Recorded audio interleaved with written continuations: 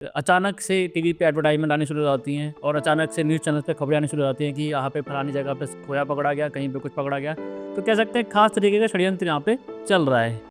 दीपावली पे गरीब से गरीब आदमी भी कमा लेता है। ठीक बात है। कुल में जैसे बलि की प्रथा है, मैं बिल्कुल गलत मानता हूँ, लेकिन हमारे शास्त्रों में इन चीज़ों का वर्णन है। मास का बहुत जगह पे लोग साफ नकार देते हैं, नहीं हिंदू धर्म में नहीं वर्णन है। दारू चढ़ा देना या फिर बलि की प्रथा। जितने उस पशु के शरीर में रोए हैं उतने वर्ष नरक में सूरज। नमस्कार सभी का स्वागत है आपका हमारे इस चैनल पे जिसका नाम है मंथन। मंथन होगा आज इन बातों पे कि सनातन धर्म में जो त्यौहार हैं वो कैसे मनाए जाते हैं, उनके पीछे क्या वैज्ञानिक कारण है, शास्त्रों का क्या कारण है। लोग मनमाने आचरण करने लग जाते हैं, मनमाने ढंग से त्यौहार को मनाते हैं और आजकल तो इंस्टाग्राम फेसबुक का ज़माना है, तो जो बाबा ने आकर के जो बात कह दी वैसे ही त्यौहार बना लेते हैं। कुछ लोग मजाक का विषय बना देते हैं कि इनके तो दो दो त्यौहार होते हैं। अभी हाल ही में दिवाली आने वाली है, दिवाली पे कैसे दिवाली मनानी चाहिए, बहुत सारे दिवाली के प्रश्न हैं। हमारे साथ मौजूद हैं श्री बलराज जी और श्री आशुतोष जी। थोड़ा सा परिचय मैं करवा देता हूँ। बलराज जी गौ सेवक हैं, सामाजिक कार्यकर्ता हैं, 18 पुराणों के ज्ञाता हैं और बहुत सारे जो बच्चे हैं मतलब धर्म साधना नाम की संस्था चलाते हैं जिसके अंतर्गत गीता की पुराणों की कक्षाएं देते हैं और 24 घंटे समाज के कार्य में, गौ सेवा के कार्य में लगे हुए हैं। हमारे बीच हैं आशुतोष जी। आशुतोष जी भी 18 पुराणों के ज्ञाता हैं। परंपरागत से इन्होंने पूरी दीक्षा ली है, शिक्षा ली है शास्त्रों की और अभी पुरोहित का कार्य करते हैं और जो शास्त्रों की बात है वही बताते हैं, लोगों को समझाते हैं। तो मेरे हिसाब से बहुत परफेक्ट लोग हमारे बीच मौजूद हैं जिनसे हम सीख सकते हैं कि कैसे हमें अपने त्योहारों को मनाना चाहिए और कैसे हमारे त्योहारों में ये उल्टी सीधी बातें शामिल हो गई हैं। कुल में जैसे बलि की प्रथा है, मैं बिल्कुल गलत मानता हूँ, लेकिन अगर क्षत्रिय हैं तो मेरे को लगता है हो सकता है हमें बुरा लग रहा हो, लेकिन उस समय उन लोगों को युद्ध लड़ना था। अब आज तो हमारा राजा को मक्खी नहीं बैठनी चाहिए, चाहे प्रजा मर जाए, सड़कें बंद कर देंगे, ओ सांप जी ने निकलना है। पहले राजा जाता था युद्ध मैदान में, प्रजा सुरक्षित रहती थी। ऐसा राजा जिसने लड़ना ही है उसे सिपाही इसलिए करना पड़ता था कि तैयार रहना लड़ने के लिए, हमेशा उसके हथियार जंग खा जाएंगे। तो बलि का भी उनके लिए अगर विधान किया है शास्त्रों ने, बहुत सोच समझ के वो किया हो, है ना। इसीलिए मैं उसको ना तो निषिद्ध करूंगा ना हाँ कहूंगा। मैं तो ये कहूंगा कि दयात्मक होनी चाहिए, उसकी जगह कोई और विधान हो सकता हो तो वो अपना लेना तो चाहिए। शास्त्रों में ऑप्शन दे दिए हैं, हमें जो चूज़ करना है वो वाली चीज़ है। नारियल का जो चढ़ाने का आया था, नारियल का, फिर जायफल का भी आता है कई जगह पे। जैसे शाक्य परंपरा में वंशमुखान की बात है, वत्स्य मुद्रा मैथुनी इत्यादि करके अंशमुखा तंत्र की परंपरा में और शाक्य परंपरा में आती है, तो उसमें मांस इत्यादि है। लेकिन आप अगर पूरा सा उसको समझे, आप दुर्गा सप्तशती सब करते हैं ना, खूब पाठ करते हैं। अब जब त्रयोदश अध्याय पे दुर्गा सप्तशती के आते हैं, वो राजा है सुरभ नाम का राजा और वैश्य जो है समाधि नाम के वैश्य। तो मेना सूची को कह रहे हैं, वेदा ऋषि को कह रहे हैं कि आप भगवती की उपासना की थी। 3 वर्ष तक उन्होंने उपासना की और 3 वर्ष तक उपासना उन्होंने कहा कि अपने शरीर से मांस चढ़ाया हुए, ठीक है। तो अब शरीर से मांस चढ़ा के क्या उन्होंने काटा होगा? आप मानिए ना, शास्त्र को समझना पड़ेगा। उन्होंने अपना शरीर थोड़ी काटा होगा। उन्होंने क्या किया कि अपने मांस को सुखाया, इतनी घोर तपस्या कर दी कि अपने शरीर को सुखा दिया। वो भी तो एक तो आप ये क्या कह रहे हैं कि बात में बात छिपी हुई है, ऐसा कुछ? बात नहीं। देखो क्या होता है, आपको लौकिक लाभ चाहिए हो। अब आपने किसी के बलि दी, आपको लाभ हो गया। जैसे आपने शुरू में जो बात की थी टोने को, तो लोग टोट के करते हैं। टोट के क्या करते हैं, किसी का पैर लग जाएगा तो तुम्हारे संकट उसके पास चले जाएंगे, इसीलिए लोग घरों में आग लगा देते थे, तुम्हारे घर में बेटा हो जाएगा। इस तरीके के बहुत सारे शुरू हो गए। हो भी जाएगा, मान लो, मैं मान लेता हूँ। लेकिन कर्म के विधान को क्यों भूल जाते हो? उन्हें वो भोगना ही पड़ेगा, थोड़ा लौकिक लाभ हो जाएगा। इसका उदाहरण मिलता है भागवत। भागवत बहुत करते हैं। प्राचीन मरही ने इतने यज्ञ करे, सारी धरती दक्षिणावर्त कुशों से पाट दी। तो नारद जी ने कहा इसकी सारी जिंदगी बीत गई, शुभ कर्म बहुत किए, दान किए, लेकिन इतने जानवरों का इसने प्रयोग किया यज्ञ में, और इसको ज्ञान का मार्ग चलना चाहिए ताकि इसकी मुक्ति हो सके। ये क्या होगा, स्वर्ग मिलेगा। मान लो आपने एक यज्ञ कर दिए, 100 अश्वमेध यज्ञ कर दिए, मान लो एक अश्वमेध यज्ञ में 500 पशुओं का प्रयोग होता है, हजारों पशुमान जी इंद्र का पद मिला, उसका अकाउंट खत्म, धरती पे आओ वापस, फिर वो शुरू हो जाएगा भोग। तो प्राचीन वाणी के प्रसंग में नारद जी ने उसको कहा कि देख तूने यज्ञ किए हैं ना, वो पशु भी वो खड़े तेरे प्रतीक्षा कर रहे हैं, तू जाएगा धरती से और उसके से बदला लीजिए। अब भागवत का व्यास जी ने क्यों लिख दी अपनी बात? हाँ विधान है, अब ये तो तुमने चयन करना है कि लौकिक थोड़ी सी उसके लिए तुम इतनी बड़ी चीज वो करोगे कि तुम्हारे अनेकों जन्म इस पीड़ा में बीत जाए थोड़े से लौकिक सुख के लिए। तो ऑप्शन दे दिए हैं, कह सकते हैं कि ऑप्शन दे दिए हैं, अब आपके हाथ में, इसका ये फल मिलेगा, इसका ये फल मिलेगा, दोनों तरीके है ना। बता रहे हैं। शाक्य परंपरा जो है स्त्रियों के लिए जाता है। क्षत्रियो ठीक। गुरु बलराज जी ने हमें कहा उनको अभ्यास करना है इन प्रकार, हाँ उनके लिए बिल्कुल क्षत्रियों के लिए है। उन्होंने अभ्यास करना है, उन्होंने एक लक्ष्य लिया कि मेरे को लक्ष्य वेदन करना है, इसमें वो किस पे करेंगे, वो ऐसे करते थे। और बहुत अच्छी बात है। ये पहली बार ऐसा हो रहा है कि बलराज जी आपने और इस बाकी आशुतोष जी ने इस बात को स्वीकृति दी है कि हाँ हमारे शास्त्रों में इन चीज़ों का वर्णन है। मास का बहुत जगह पे लोग साफ नकार देते हैं, नहीं हिंदू धर्म में नहीं वर्णन है। श्रोत जो वैदिक यज्ञ हैं, जैसे मान लो अगर किसी को बचेगी जो अग्निहोत्र करते हैं, उसको वर्ष में एक बार पशु का प्रयोग करके यज्ञ करने की उसका आज्ञा है, ठीक है, उसके लिए वो करना ही पड़ता। कई तो करते ही हैं वो, लेकिन उनका पता है उनको कि उसका जो विधान है वो ठीक है, जो परंपरा हो कुछ भी हो। मैंने फिर बता दिया, मैं तो सामाजिक पक्ष बताऊँ, मैं ये कहूँगा कि दया प्रमुख है। दया प्रमुख ठीक बात, ये मान के चलो मेरा किसी को कष्ट देके कुछ भी लाभ होता हो तो मैं नहीं चाहूँ, और इसके लिए मैं शास्त्र का ही उदाहरण लेता हूँ राजा रंती देव का। राजा रंती देव ने पूरा परिवार जो है बलिदान कर दिया, अंतिम पानी बचा था वो भी कोई भूखे कुत्ते आ गए उसके लिए मांगा चंडाल ने, वो भी दे दिया। भगवान प्रसन्न हो गए, भगवान ने मांगा रंती देव तूने इतना बड़ा त्याग किया तो क्या मांगता? उसने कहा दुनिया भर के जितने जीवों को जितने दुख हैं मुझे वो सारे दे दो। तो मैं उनको उदाहरण रखूंगा अपने सामने, वो हमारी शास्त्र ने दिया उदाहरण, क्यों ना रखें। बहुत बढ़िया। ये हनुमान जयंती से बात हमारी इतनी आगे आ गई, मैं चाहता हूँ कि बलराज जी एक बार दिवाली वाला जो सीरीज चल रही थी उसको कंटिन्यू कर लेते हैं। गलत चतुर्दशी और ये द्विजम चतुर्दशी, हनुमान जयंती जी और इसके बाद दीपावली। तो दीपावली उत्सव के बारे में तो ज़्यादातर अधिकांश बातें आ गई हैं, ओनली बात सही है उसमें जितने विधान है उसमें प्रातः उठकर गौ पूजन से दीपावली का प्रारंभ माना जाता है। लक्ष्मी जी का निवास गाय के गोबर में समस्त देवी देवताओं को स्थान मिल गया था। लक्ष्मी जी अंत में आई तो गाय ने कहा गोबर बचा हुआ है, तो उन्होंने कहा उसमें ही मेरा स्थान हो। अब ये पुरानी कथा है, तो गोबर में विधान है तो गोबर के पूजन से लीप के ही पूजन कोई भी संपन्न होता है, इसको मान के चले आप, है ना।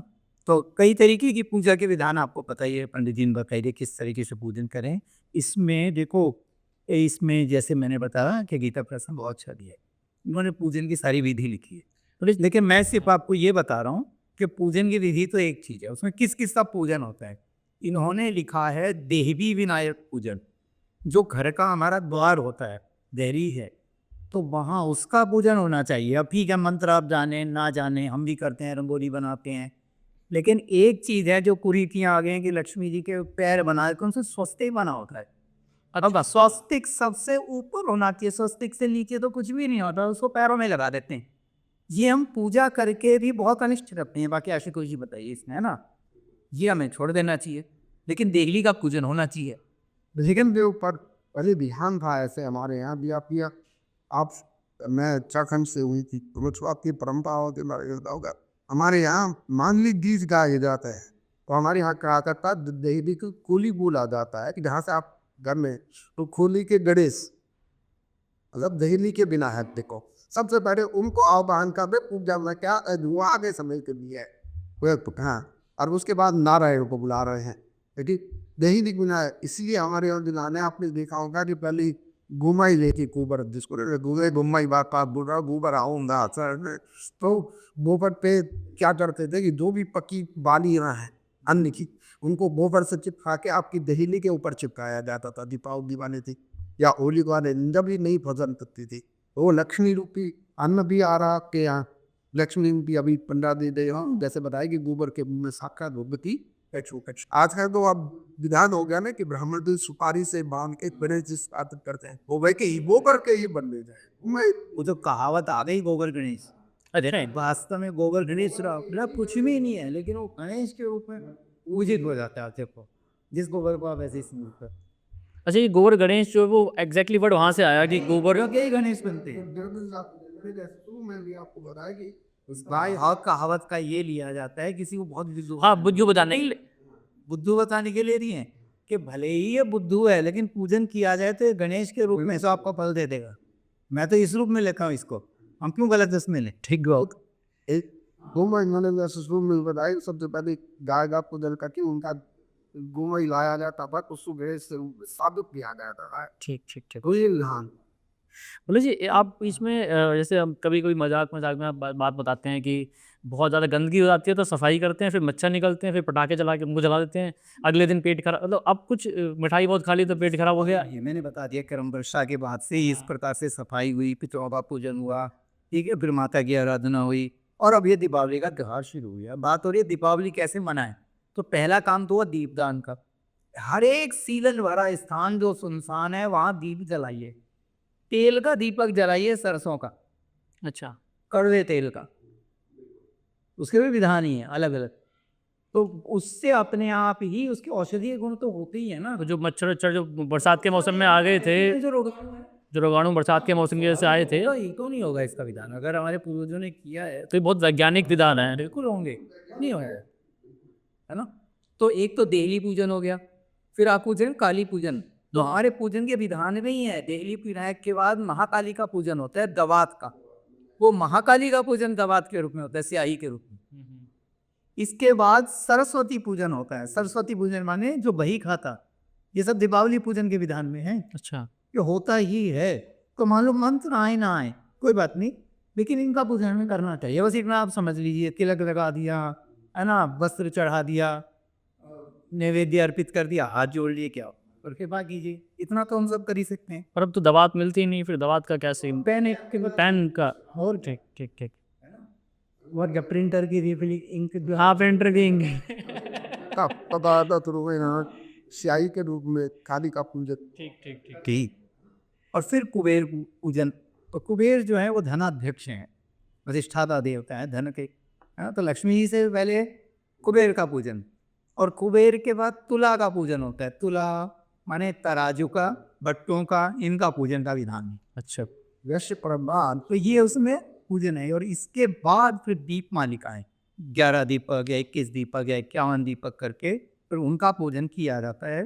और जैसे हमारे यहाँ परंपरा है, तो जो अभी खील है, चूंकि धान नया है वो है, तो उन दीपक में वो समर्पित करके फिर उन दीपक का नाम रख दिया जाता है। ऐसे ही ये नाम, जो विधान का हाँ, जो धान है। तो इस ये वे कहते हैं सारे भारत में इस समय धान की बात आ जाती है, इस समय धान की और ईख की, क्योंकि उसमें पानी बहुत चाहिए। तो बारिश का ये दोनों फसलें जो है पूरी हो जाती हैं, है ना। अब ये पूरी होकर आ जाती हैं, और उसके बाद लक्ष्मी जी का पूजन है, ठीक है। लेकिन अब जैसे पूजन हुआ, अब बात है एक पटाखों आदि की। विषय ये है इसमें, जो शास्त्र का विधान है कि लक्ष्मी जी इस दिन जो रात्रि में जागरण करे दिन रात, तो मुझे बचपन का ध्यान है कि आज दरवाजे बंद नहीं करने, दरवाजे खुले करके हाँ ये कहानी है। हाँ। अब पूजन करना है, और आपने उत्सव मनाना है। घर में आपके धन आया है, नया अनाज आ गया, आपका सब सामान बिक चुका है। अब लौकिक रूप से देखो आप, तो पार्टी करते हैं ना लोग, हाँ। तो खुशी मना रहे हैं, तो खुशी के लिए ये उत्सव है ना, सारी ये जो आतिशबाजी है क्या है, प्रसन्नता का प्रतीक है। रही बात धुएं की, ये बात बिल्कुल से, और पशु कहाँ हो रहे हैं, तो मैं बिल्कुल नहीं कहूँगा कब इसमें जो चीज़ है। लेकिन खुशी मनाने से आप रोक दोगे, सुनसान है, तो क्या दीपावली हुई? बच्चों को मनाए दिन के, लेकिन हाँ स्थान बना दें। हमें ध्यान तो रखना ही पड़ेगा, वे हमारी खुशी के कारण जीवों को दुखी कर रहे हैं तो गलत चीज़ है। तो बीच का रास्ता तो निकालना ही पड़ेगा ना। गवर्नमेंट अक्सर क्या करती है, पूरा बैन कर देती है। काम ही है, नहीं, क्या उत्सव में मदद करें ना, तरीके निकाले। वो तरीके हैं। हाँ, एक आप इंटेंशनली इसलिए बंद कर रहे हैं कि नहीं कि हमें बस कि हिंदुओं के त्योहार हार कर दिया, जान दूसरी बहुत गलत। यहाँ आप हाँ, आपके मन में सचमुच में प्रदूषण के लिए इतनी चिंता है, तो आप प्रदूषण के तो उससे बहुत सारे कारण और हैं। अरे हवाई जहाज जो ऊपर से जाते हैं, यहाँ पर अब 1 लाख गाड़ी जितनी जाती है ना, 2 जहाज उतना प्रदूषण करके चल जाती है, इतना पेट्रोल फूक जाते हैं। और वो तो ऊपर ही रहती है लेयर, वो तो गड़बड़ है, उसका कोई चर्चा नहीं होती। ठीक बात है। लेकिन दूसरी बात, जैसे मिठाइयों की आई, एक तो पटाखों की आई, लोग कहते हैं मिठाई में रोज खोया पकड़ा जा रहा है नकली। मैं मानता हूँ पकड़ा जा रहा है। बेसन के लड्डू में क्या पकड़ा जाएगा, जलेबी में क्या पकड़ा जाएगा, इमरती में क्या पकड़ा जाएगा, वो तो मूंग की दाल की बनी है। और दूसरी बात, मैंने किसी से कहा, ये जो तुम बिस्कुट ले आते हो ठीक है मेरी गोल्ड के, ना तो उसमें स्वाद होता, नमकीन तुमने दे दिए 100 ग्राम, इतना बड़ा फुलाया हुआ हवा से पैकेट। भैया मैं बिस्कुट खा के मरने की बजाय ना, मैं नकली मिठाई खा के मरना पसंद करूंगा। व्यापारी अगर होना है, अब कम से कम एक त्योहार चल रहा है, कितने लोगों की दुकानदारी इसमें चल रही है, तो चलने दो ना लौकी। जिस देश में मिष्टान के इतने प्रकार है, कितने हैं, तो बिल्कुल आप कुछ नहीं, अपने घर में हलवा बना ना, आपको लगता है कि बाहर की मिठाई खराब है, आप हलवा और खीर नहीं बना सकते हैं क्या? बिल्कुल। तो ये थोड़ा षड्यंत्र भी तो है ना कि नहीं, उस देश में आपने मिठाई के लिए कह दिया कि कैडबरी के बिना आपके यहाँ वो नहीं हो रहा है, बूढ़ है आपके पास, और धोखा दीजिए। इस समय आप ये समझिए, षड्यंत्र इतना भयंकर है कि पूरे माफिया गैंग की तरह पूरा शासन, प्रशासन और न्यायपालिका, मीडिया, इनका एक गैंग है। पहले मीडिया उछालता है बात को, फिर धीरे धीरे कुछ गैंग प्रदर्शन करते हैं, फिर उसके बाद न्यायपालिका वो दे देती है, शासन चुपचाप कर दिया उसने कहा। और इन सबको संचालित कौन कर रहे हैं? बड़े लोग, उद्योगपति, जो अपना फायदा चाहते हैं। ये षड्यंत्र चल रहा है। ये अक्सर देखने में हमारी बात उठाएगा कौन? मीडिया है नहीं, सोशल मीडिया पे बैठा दिए बहुत सारे लोग। तो कुल मिला के मैंने कहा लोग पर अपने आप भी तो देख लो ना भाई। जैसे बहुत छोटी सी बात किसी ने कही कि अभी बाढ़ आ गई, ऑनलाइन जो सामान मंगवाती हो उसमें से कितनी कंपनियों ने बाढ़ के लिए सहायता दी। ठीक अब गरीब मोहल्ले का अपना दुकानदार जागरण के लिए जाओगे, 100 रुपए की 500 रुपए की पर्ची कटवा लेगा। खुद ही सोच लो ना आपके काम कौन आ रहा है। और अगर हम उसको ही भट्टा बैठा देंगे तो हमारे समाज में कैसे सामाजिक हो गई। अचानक से टीवी पे एडवर्टाइजमेंट आनी शुरू हो जाती हैं और अचानक से न्यूज़ चैनल पे खबरें आनी शुरू हो जाती हैं कि यहाँ पे फलानी जगह पे खोया पकड़ा गया, कहीं पे कुछ पकड़ा गया। तो कह सकते हैं खास तरीके का षड्यंत्र यहाँ पे चल रहा है, इस बात को हम मान सकते हैं। और हम ये अपील भी कर सकते हैं कि लोगों से कि भाई अपने आस पड़ोस के छोटे मोटे दुकानदारों से ही मिठाई खरीदें। बलराज जी का कहना है कि अगर मरना ही है तो अपने पड़ोस की मिठाई खा के मर जाओ, लेकिन कैडबरी खा के कम से कम मैं कैडबरी है हर सामने तो आता ही नहीं, उनमें बहुत सारी बीमारियां, बहुत सारी ऐसी, हाँ, चॉकलेट्स वगैरह कुछ भी नहीं आती। देख तो नहीं पा रहे ना, कम से कम सामने क्या बन रहा है उनको पता भी नहीं हमें। बहुत सारे हैं। बहुत सारे ठीक बात। के कार है हाँ, जो इतने समय तक वो अगर ठीक रह पा रहे हो, उसमें प्रिजर्वेटिव्स तो उसमें भी और केमिकल है, शुद्ध शुद्ध केमिकल है उसमें, और कुछ भी नहीं। तो आपको नहीं लेनी है तो मेरा तो ये मानना, आप अपने घर में हलवा बना दीजिए ना, ठीक। खीर बना दीजिए, गुड़ खा दीजिए। बलराज जी अपनी सीरीज कंटिन्यू कीजिए प्लीज। नहीं, दीपावली का हो गया। देखो दीपावली पे एक अंतिम बात मैं बता देता हूँ जी। वास्तव में मेरे से कोई पूछे, मुझे दीपावली का त्योहार को बहुत अच्छा नहीं लगता। कारण बता रहा हूँ उसका। और होली का सबसे बढ़िया लगता है। दीपावली में सबसे अच्छा क्या लगता है? और वैसे पूछा आपने, प्रश्न नहीं पूछा, पर ये होना जरूरी है। मैं अपना मानसिकता बताने की प्रयास कर रहा हूँ। दीपावली पे गरीब से गरीब आदमी भी कमा लेता है, ठीक। लेकिन दीपावली पे गरीब की गरीबी और उभर जाती है, अमीर की अमीरी और चमकती है, तो उसकी गरीबी चुभने लगती है। जिसके घर में बच्चे नहीं हैं, बड़े बूढ़े अकेले बैठे हैं, उनके घर और सुनसान हो जाते हैं। ठीक बात है। और जितनी चकाचौंध बाहर बढ़ती है, वो एक पक्ष है जो अंधेरा रह जाता है, रह ही जाता है। दीपावली पे वो और ज़्यादा उदासी वहाँ पे होती है। हम दूर कर सकें अगर ये परंपरा बने, तो दीपावली जैसा त्यौहार पूरे देशों की अर्थव्यवस्था बदल दे, और दुनिया भर जान दी इस बात से। और साफ दिख जाता है जिसके पास ज़्यादा पैसा है वो ज़्यादा बम फोड़ रहा है, ज़्यादा महंगे कपड़े लेके घूम रहा है। कि मेरे पास एक गरीब बच्चा देख रहा है, मैं हाँ। आपको खुशी बांट दूँ। हाँ, बहुत कम ऐसे सोचते भी हैं, बहुत लोग हैं। जी बस सच है, डिफरेंशिएशन बहुत ज़्यादा हो जाता है दीपावली। दीपावली सबसे बढ़िया क्या लगता है, उसमें कोई कितना अमीर हो कितना हो, एक रंग सबको बराबर कर लेते हैं। आजकल की बात लेके जरूरी का मैन, फिर जो हमारी ग्रामीण परंपरा है, आप गांव के प्रदेश में आप शायद रह ही नहीं थे, अपने ग्रामीण परंपराओं में बड़ा अच्छा चीज था। क्या होता था, किसी के यहाँ मृत्यु हो रही है, उनके यहाँ वर्ष भर तक त्योहार नहीं मिलता, त्योहार नहीं मिलता है, ऐसा शास्त्र में जाने वर्ष साथ हुआ। तो बड़ी सुंदर परंपराएं थी। जिनके यहाँ त्योहार मिल रहा है वो अपने घर से पकवान बना के उनके घर दे के आते थे कि आपके यहाँ आज खुशी हो रही है, कोई बुजुर्ग है उनके पैर छूने के लिए सबसे पहले जाते थे कि आपके पास कोई नहीं है।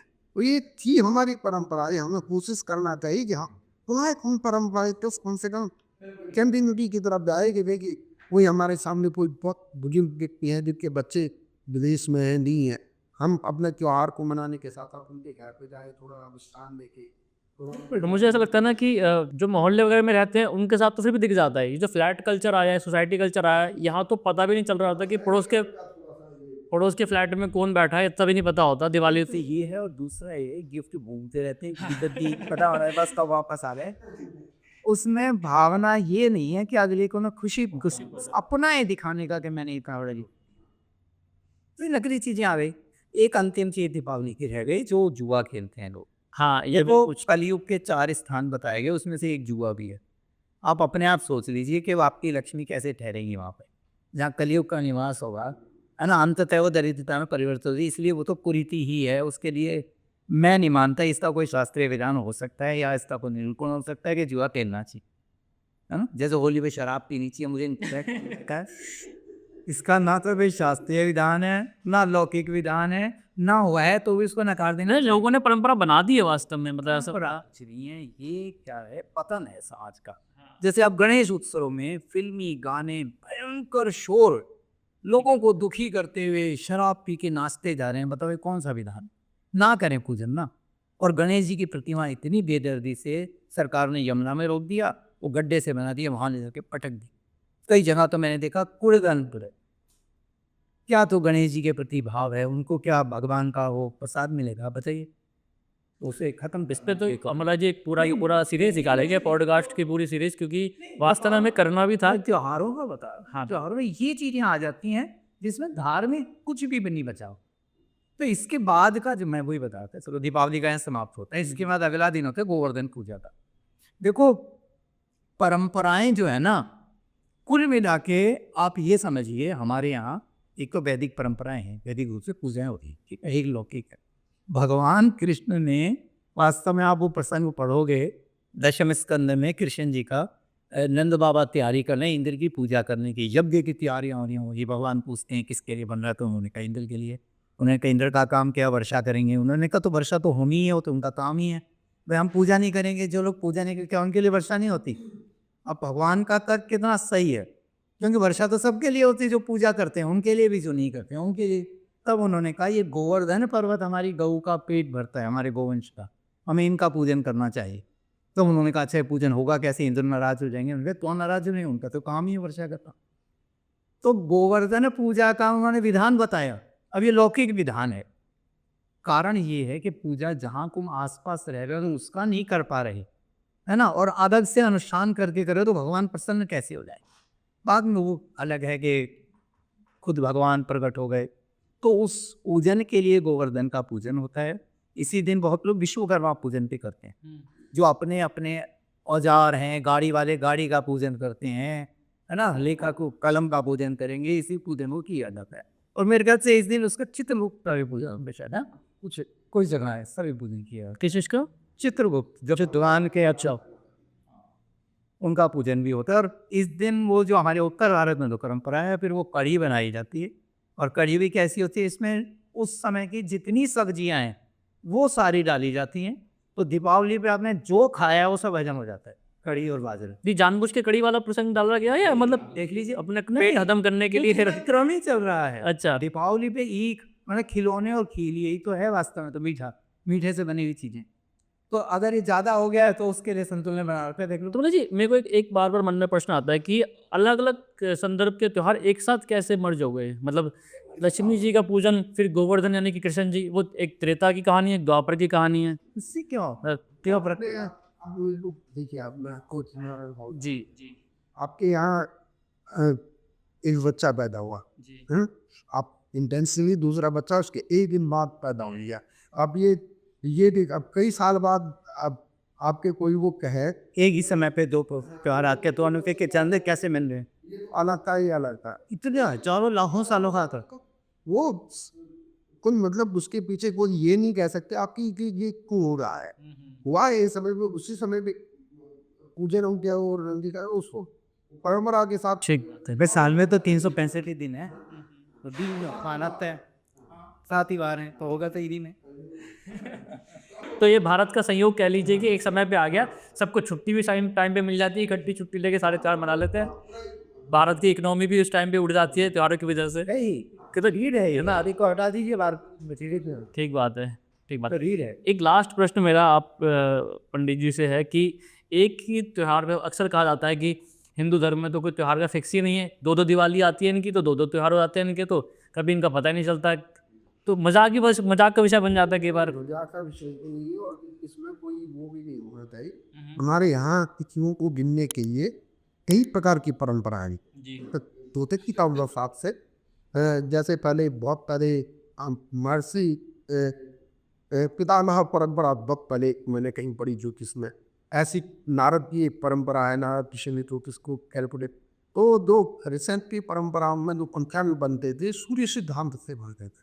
एक परंपरा है कैलकुलेशन की, ये कि ग्रह कहाँ पे है, तिथि का कितने घटे कितने पल की तिथि होगी, और धीमे धीमे मॉडिफाइड होके एक यही परंपरा आई है ध्रुव परंपरा की दृश्य, जहाँ पे ग्रह गोचर दिख रहे हैं उसके अनुसार। तो कुछ क्या है उसके पीछे कारण ये है कि कुछ एक पंचांग का अभी भी सूर्य सिद्धांत से बना रहे हैं पंचांग, और कुछ ध्रुव ज्योतिष के अनुसार बना रहे हैं। तो होता क्या है कि उनके कारण थोड़ा सा ये बात हो जाती। अब आज का ज़माना इंटरनेट का ज़माना हो गया, ठीक है, हर कोई रील बनाना शुरू कर दिया।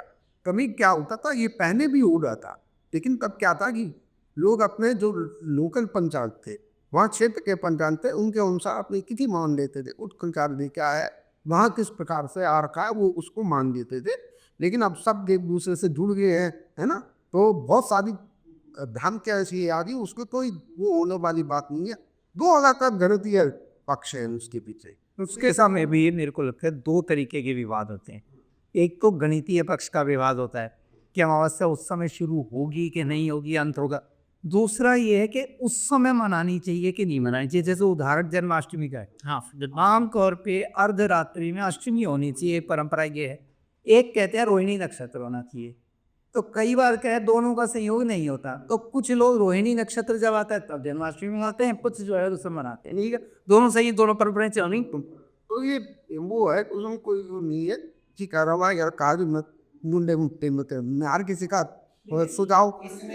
उसमें ये अभी जैसे मैं बता रहा था कि अभी मैं कहीं पढ़ रहा था कि BHU में कुरान होगी है, और उन्होंने ये माना है कि हम इन चीज़ों को ठीक करने के लिए एक गणितीय पक्ष को पकड़े, चाहे वो ध्रुव पक्ष है, चाहे वो सूर्य सिद्धांत का पक्ष है, जिससे पूरे भारत में कम से कम एक मैसेज जाए कि हम इस दिन ये त्योहार मना रहे हैं। तो ये BHU की अभी कोई वो हुआ है क्या, मतलब BHU का कोई भी देखो BHU का भी हुआ है, और ज्योतिषियों का एक सम्मेलन उज्जैन में भी हुआ है, और एक सबसे बड़ा जो हुआ है वो है अपने जो उत्तर रामनाई के शंकराचार्य मुक्तेश्वरानंद, उन्होंने अभी एक धार्मिक न्यायालय बनाने की बात कही। तो जिसमें जो धर्मज्ञ है वो सारे बैठेंगे, धर्म से संबंधित कोई भी विषय होगा तो सबसे पहले उसमें उसके लिए अपील की जाएगी। मान लो तुमने ये कहा कि भाई उन्होंने दिवाली पे ये कह दिया, अब वहाँ पर वो विद्वान बैठेंगे और वहाँ से धर्मादेश पारित किए जाएंगे। ये अगर शुरू हो जाता है तो इन सब विवादों ये बहुत अच्छी बात हो जाएगी। जितने बड़े बड़े संत बैठे जो मर्जी बोल दिया, जो मर्जी कर दिया, उन्होंने बहुत अच्छी पहल हो जाता है। और ये जितने ऋषि हैं, जितने हमारे वो विद्वान लोग हैं जो सूर्य सिद्धांत के हैं या वरामेर की परंपरा के हैं या दक्षिण की परंपरा के हैं, अगर उनका एक समन्वय कोई पीठ बने, उन सब के सामूहिक विचार बैठ के वो तय करें कि भाई एक चीज़ निर्दिष्ट करेगी। और ऐसा होता है, सरकार जब बनाती है कैलेंडर में तो उन्होंने बना तो रखे हैं वो, तो भी विद्वान इतने, परंपराएं इतनी है कि सबका समावेश होना मुश्किल हो, और छुट्टी तो एक ही दिन देनी है। तो अब हमारे यहाँ बड़ा हुआ है छुट्टी हो ना हो। जैसे अभी की सरकारों ने भैया दूज की छुट्टी खत्म कर दी, हाँ, है ना, रक्षाबंधन की छुट्टी खत्म कर दी। कोशिश तो इन्होंने ये करी थी कि ये परंपरा नष्ट हो जाए, नहीं हुई, छुट्टी ले लेते हैं लोग। तो अभी की सरकार तो हिंदू की सरकार है प्रहलाद जी। इसको तो बहुत दाखना कि हिंदू के बलबूतों के आधार पर उनको ठग के बनी हुई सरकार है। भाई आप ये बताइए, जिस सरकार के रहते हुए व्यभिचार को कानूनी मान्यता दे दी, लिविंग रिलेशनशिप को, व्यभिचार, एक पत्नी 100 इस पुरुषों से संबंध बना के भी पति से उन सब के लिए खर्चा मांगने का अधिकार है, कोर्ट ने निर्णय दे दिया। अच्छा, परिवार कैसे बचेंगे? और इस सरकार के रहते हुए गौ मांस का निर्यातक देश दुनिया में सबसे बड़ा बन गया भारत। तो अब ये तो प्रत्यक्ष ही है, इसको क्या कहेंगे आप? तो हित तो हम ये देखेंगे ना हर सामने, हमारे त्योहारों में से कौन सा त्योहार शुद्ध बचा? पर हिंदुत्व की तरफ से कोई विरोध भी तो नहीं आता ना कि हमारे त्यौहार पे छुट्टी कर दी तो हमने उसका कोई विरोध ही नहीं करा। दिखाएगा, ये तो काम मीडिया का है, मीडिया जो चाहे वो विषय बना सकता है। मतलब जी फिर एक विषय ये भी तो आता है ना कि हिंदू धर्म में तो बहुत सारे त्यौहार हैं, तो हर त्यौहार पे तो फिर छुट्टी देंगे तो फिर काम पर ही करेंगी। छुट्टी का मतलब ये नहीं है कि सरकार का बिजनेस रुक रहा है। छुट्टी के दिन तो जैसे दिवाली है, अगर 5 दिन छुट्टी होती थी तो बच्चे जो काम कर रहे हैं घर में, सफाई कर रहे हैं, कितने तुम्हारे सारे काम तो चल रहे हैं ना। जो मूल चीज है सरकार का, क्या उससे काम ठप हो गया? अब ये बताइए फिर। मतलब जैसे मान लें ऐसे त्योहार जहाँ काम ठप हो रहे हैं, कोई बिजनेसमैन है, कोई सामान बेचता है, अब वो एम्प्लॉय कहे कि मुझे 5 दिन की छुट्टी चाहिए, फिर अगले महीने कहे कि मुझे इस वाले त्यौहार पे छुट्टी चाहिए, तो उसका बिजनेस कैसे चलेगा फिर? सुनो, बिजनेस वालों के लिए ही तो छुट्टियां दी जाती हैं, उनका बिजनेस चले। त्योहारों पे ही चलते हैं ना। हाँ, कुछ के बिजनेस किसी त्योहार पे चलेंगे, कुछ के बिजनेस किसी त्योहार पे चलेगी। और 1500 पतंगे बिकती हैं, तब मिठाई की दुकान नहीं चलती। हाँ तो ठीक है, इसमें क्या हो गया? तो और उसके मान लो जो मिठाई की दुकान का काम करता है उसको छुट्टी दे दी उसने।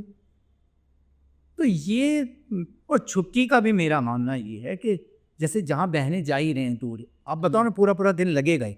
सरकार को चाहिए कि परिवार बचे रहें, तो ऐसी चीज़ों में छुट्टी क्या दे, बल्कि देती हैं सरकार, फ्री नहीं करती। फ्री की बस सेवा में वही बोलने वाला था कि बस सरकार कर देती है, ये बस ये नहीं समझनी चलती कि भाई इससे हमारे परिवार पूरा मजबूत हो। सरकार सपोर्ट करती भी, ऐसी बात नहीं है। वहाँ है नहीं, हाँ वो एक कंपनी है दूध गाँव है दिल्ली में, जी। उसने अपने एम्प्लॉय को 9 दिन की छुट्टी दे दी दिवाली। उन्होंने कहा कि आपको कोई आना तो करके आइए, 9 दिन खूब खाइए पिए, लेकिन जब आप आए तो उतने तरोताजा होके आए। होते ही ना, बहुत कहते हैं। मेरे को दुगनी मेहनत के साथ मेरे साथ काम करे, तो वो एम्प्लॉयड है जिसको 8 9 दिन की छुट्टी दी अपने परिवार के साथ समय बिताने का, तो क्या वो अपने मालिक के प्रति जो भी ठीक है, वो कितना ज़्यादा भाव के साथ सवाल। ठीक बात है, ठीक बात है। तो ये त्योहारों की जो क्रम है ना, कार्तिक मास वास्तव में तो पूरा ही उत्सव का है। गोवर्धन के बाद अगले दिन यम द्वितीया आती है। यमराज जो हैं अपनी बहन यमुना से मिलने आते हैं। अब बहन के प्रति भाव उनका विकृत हो गया था, क्योंकि वो श्याम वर्ण पर इतनी वो हो गई थी आसक्त कि बस मैं तो इनसे विवाह करूँगा। उसको ये नहीं पता होता था विवाह क्या करना है। और इतना सुंदर यमराज का स्वरूप उनको लगा यमुना का, तो उनको श्राप मिला, वो नदी के रूप में धरती पर आ गई। नहीं तो आपने कहा ये बहन के प्रति उनका विकृत हो गया था। नहीं, बहन का हो गया, बहन का उनके प्रति, भाई के प्रति। भाई के प्रति। तो तब से ये कहा कि इस दिन सभी भाई जो है वो बहन के घर जाकर उसके हाथ से उसका बना हुआ भोजन खाएंगे। ये है यम द्वितीया। अच्छा, भाई को जाना चाहिए, बहन क्या? भाई को जाना चाहिए। रक्षाबंधन में बहनें आती हैं, अच्छा पर ये भाई जो है इस पे भाई को जाना चाहिए बहन के यहाँ। ठीक। और उन्हें वरदान मिला था कि द्वापर में भगवान कृष्ण के रूप में अवतार लेंगे तो उनके साथ आपका विवाह होगा। और वो मेरे ख्याल से वो हमारी दिल्ली के आसपास ही विवाह हुआ होगा। अच्छा। इंद्रप्रस्थ यहीं हुआ। ठीक बात। अर्जुन के साथ वो टहल रहे थे, वहाँ उन्होंने उस देवी का दर्शन हुआ था, लिंदी का। अश्व महाराज लोग जो तो ये वो यम द्वितीया आता है। इसके बाद 8वें दिन भगवान ने गोचारण आरंभ किया था, तो वो कार्तिक शुक्ल अष्टमी को गोपाष्टमी होती है, गायों का पूजन होता है। और फिर जो कार्तिक पूर्ण है वो देव दीपावली है। उस दिन देवता स्वर्ग में दिवाली बनाते हैं, है ना। उसमें कहते हैं काशी में, हाँ काशी में होना, यहाँ से विशेष रूप से वो देवताओं की। और रायपुर चतुर्दशी देव प्रबोधनी एकादशी बैठा। हाँ, इससे पहले तो भगवान जागेंगे, देव प्रबोधनी एकादशी आएगी, फिर विवाह आदि आरंभ हो जाएंगे। आप बताइए ना, पूरा का पूरा जो कंसर बैठ ही आता 4 महीने, वो पूरा समाज का सारे क्रियाकलाप चालू हो गए, पूरा समाज जो आपने गन्ने का जिक्र किया था, वो देवोत्थान एकादशी पे गन्ने से ही पूजा वगैरह करते हैं कुछ? है कि उसकी जो हमारे यहाँ हर त्योहार पे आप देख लीजिए, जो उपज होती है उसके द्वारा ही पूजन होता है। ये एक तरह से ये तरीका भी है कि देवताओं से लिया, देवताओं को अर्पित कर दिया त्योहारों के माध्यम से। नहीं, इसका मूल कारण है कि जो वैश्य है वर्ण, उसका मूल कर्म में कृषि है। कृषि, गौरक्षा, वाणिज्यम। वाणिज्य तीसरे नंबर पर आता है, तो कृषि ही वाणिज्य का मूल है। इसलिए कृषि के द्वारा ही भगवान की पूजा होती है, जो कि हमारी उपज होगी। आपके यहाँ 2 मुख्य होते, धन कमाने के या आज के डेट में उसको सोर्स ऑफ इनकम बोलेगा। गोपालन और कृषि, और ये दोनों एक दूसरे से पूरा इसलिए हर त्योहार में इनका समावेश होता ही होता है किसी न किसी। कृषि जी और गोपालन ये दो ही हमारे मुख्य वो थे ना कि आपकी इकोनॉमी इन्हीं के चारों ओर भारत की इकोनॉमी जो भी थी प्राचीन जो इनके चारों ओर। आपकी कृषि अच्छी है, आपका गोपालन अच्छा है, तो आपके यहाँ धन धान्य की वृद्धि है। जैसे नंद जी कहते हैं मौला गाय पे मानी ना नंद, और किसे से कहा जाता था जिसके पास जितनी गाय है जिसका जितना ज्यादा गोधन। अब ये देख लो, भारत के किसी भी क्षेत्र में कोई भी त्योहार हो, आप उसकी परंपराएं उठा के देख लो, उसमें वहाँ की जो उपज है उसका प्रयोग होगा। ओणम मनाते हैं, वो गाय के दूध में वहाँ के चावल भोरे नई फसल उसको उबालते हैं, मिश्रते ही बनते। हाँ, लोहड़ी आएगी तो फिर तिलहन की फसल तब तक आ जाती है ना। तो तिलहन आदि के चीज़ों का प्रयोग करते हैं, मूंगफली आदि हैं जहाँ उसका प्रयोग होगा। तो वो तो है ही। होली पे गेहूं की फसल आ जाते तो गेहूं की बाली उलवाटे हो जाता है, उनको चला के और इसको पूजन का। हमारे यहाँ दो ही परंपरा मुख्य थे, ऋषि परंपरा और कृषि परंपरा। ठीक, व्यवहारिक। जब व्यवहारिक है वो व्यवहारिक धरा तक के कहीं ना कहीं कुछ न कुछ उनका आपके जीवन में उनका परिवेश, आपके परिवेश में कुछ न कुछ उनका समावेश ऐसे ही है। और इसीलिए आप ये देखो, हजार वर्ष का जो संघर्ष है गुलामी का, उसके बावजूद भी हमारे त्योहार बचे हुए हैं। आज भी हम दिवाली मना रहे थे, होली मना रहे हैं। आप लगभग वो परंपराएं बची हुई हैं, चाहे टूटी फूटी सही, क्योंकि वो जमीन से जुड़ी हुई है इसीलिए बची हुई है। जिस दिन कट गए तो फिर उस दिन नहीं बचेंगे, और ये डर सबसे बड़ा है। इसलिए आवश्यक है ऐसी चीजें कि शास्त्रीय पक्ष, लौकिक पक्ष, कुल के पक्ष, वो जरूर उसका अनुसंधान करते हैं, सोचते हैं। हाँ उस करते रहे अपने। बिल्कुल ठीक। यही हमारा कोशिश थी बालाजी, मंथन करें इन बातों का, और सही बात जो जो एक्चुअल में शास्त्र की बातें जानते हैं आप जैसे लोग, वो लोगों तक जाए वो बात। तो मुझे लगता है हमारा उद्देश्य आज का काफ़ी सफल रहा, और बहुत सारे विषय और भी हमारे दिमाग में निकल के आए, लेकिन उसके लिए हम फिर कभी बैठेंगे ज़रूर, अगर आप लोग समय दे पाएंगे हमें तो बहुत बहुत शुभकामनाएं। तो आप पर ये बात याद रखें, गौ पूजन से दिखाओगे आराम है। इससे ज़्यादा वो एक छूट गया तो लक्ष्मी जी हो सकता है पसंद ना हो पाए। बहुत बहुत धन्यवाद पंडित जी और बालाजी आपका आने का।